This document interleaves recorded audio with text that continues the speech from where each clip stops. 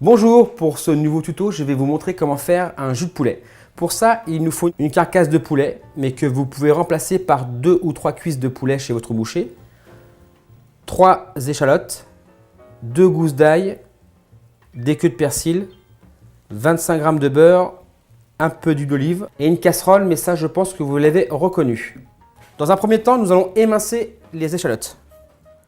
Alors, hop, en deux, et émincer toujours pareil. Je vous ai montré la dernière fois comment faire la petite patte de chat pour ne pas vous couper. Je tiens mon échalote, j'incline mon couteau vers l'extérieur pour éviter que ça grippe sur mes doigts et je fais un mouvement de balancier.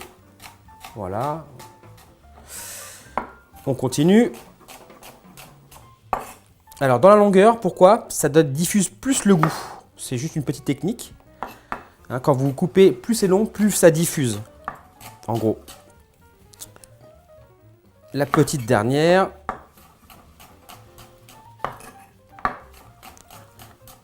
Alors, voilà. Ensuite, on va prendre les gousses d'ail, toujours en chemise. Moi, je prends de l'ail rose parce que c'est un petit goût qui est sympa. Je prends ma lame de couteau, je fais attention, je la pose, je tape légèrement avec la paume de la main. C'est fait, les queues sont faites. Donc là, la garniture, comme on appelle ça en cuisine, est prête. Hop, la carcasse.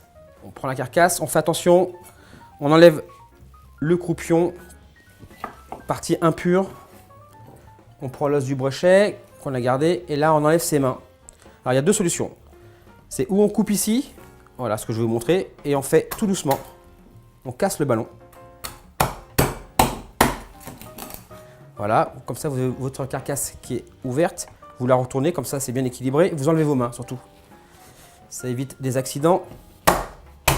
Et là, surtout avec cette partie-là du couteau, pas trop là, mais là, vous avez plus de puissance. Hop. Et voilà. Avec les cuisses, c'est exactement le même procédé. Par contre, maintenant, nous allons prendre la casserole et on va aller au fourneau. Alors, on va démarrer la cuisson du jus. Il nous faut juste un petit trait d'huile d'olive, hein. Ça ne sert à rien d'en mettre trop. On fait chauffer, on laisse un tout petit peu monter en température pour qu'on puisse saisir rapidement les carcasses. Donc là, on ne va pas être loin. On voit ça chante déjà, on y va. L'idée, c'est de faire rissoler pour avoir le maximum de goût. Presque caraméliser la carcasse.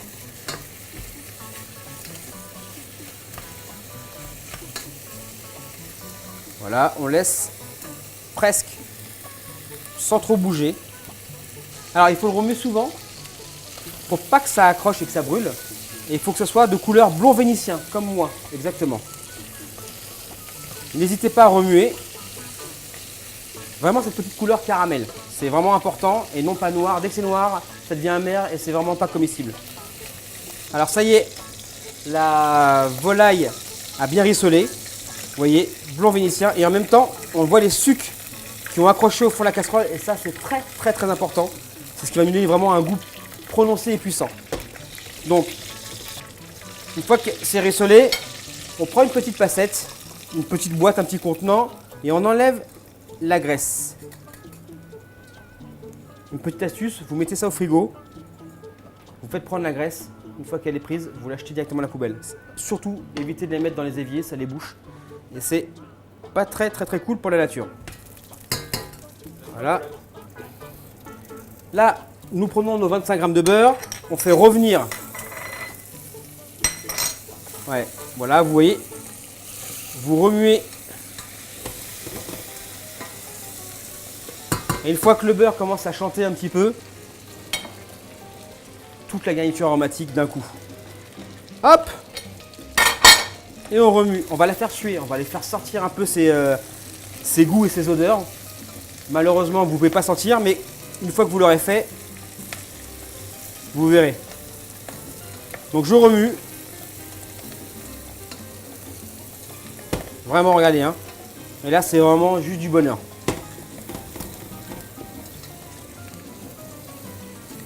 Donc n'hésitez pas à ça, vous pouvez en faire une plus grosse quantité, la multiplier par tant que vous voulez. Et l'idée c'est que vous en fassiez beaucoup et après vous le mettez au congélateur, soit dans une petite barquette, soit dans des bouteilles. Alors si vous le mettez dans les bouteilles, vous ne remplissez pas jusqu'en haut, hein, vous laissez une petite marge de congélation, le liquide va quand même entre guillemets gonfler un peu et ça peut faire exploser les bouteilles. Là vous remuez encore juste une petite trentaine de secondes. Vraiment, hein, on fait suer toute la garniture. Regardez. Voilà, c'est vraiment... Et là, on va mouiller. Alors mouiller, un procédé, on va déglacer et mouiller en même temps. C'est-à-dire qu'on déglace dans une première fois. Regardez, l'eau qui commence à bouillir et on gratte les sucres pour que tous les sucres ne restent pas accrochés à la casserole et qu'ils se diffusent dans le jus. C'est vraiment le jus le plus important. Voilà, comme ceci. Voilà, on a tout décollé et on continue. Et l'idée, c'est de mouiller à hauteur 3 fois. C'est vraiment important, on va concentrer les goûts. On mouille à hauteur une première fois, on fait réduire presque à sec, presque plus aucun liquide. On remouille une deuxième fois, on recommence l'opération jusqu'à sec et on remouille une troisième fois. Et là, la troisième fois, on va faire réduire de moitié et là, on aura un jus vraiment concentré.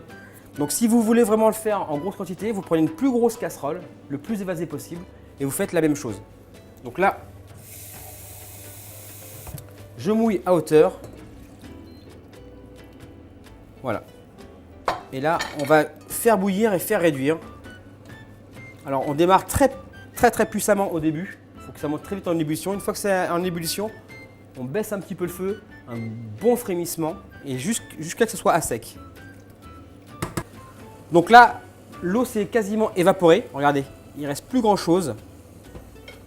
On recommence la même opération, très délicate. Faire très attention, on remouille. Donc toujours pareil à hauteur, pas au-dessus.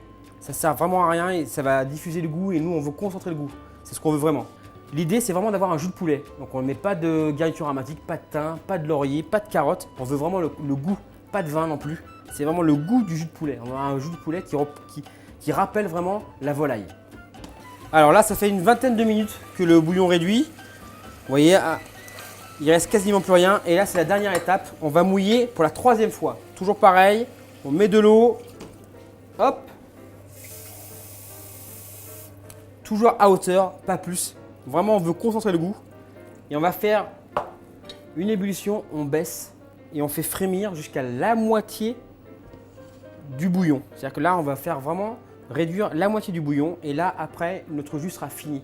On le filtre, on le fait refroidir et ou on le met au congélateur ou on le garde pour une recette avec laquelle on va travailler. Alors, au bout d'une heure, en fin de compte, depuis le démarrage de la cuisson, voilà, on a une concentration, vous avez vu, on a vraiment une couleur qui commence à être vraiment blond vénitienne comme moi, c'est le cas de le dire. Et là, on arrête et on va filtrer le jus. Donc, vous prenez une petite passette et on filtre.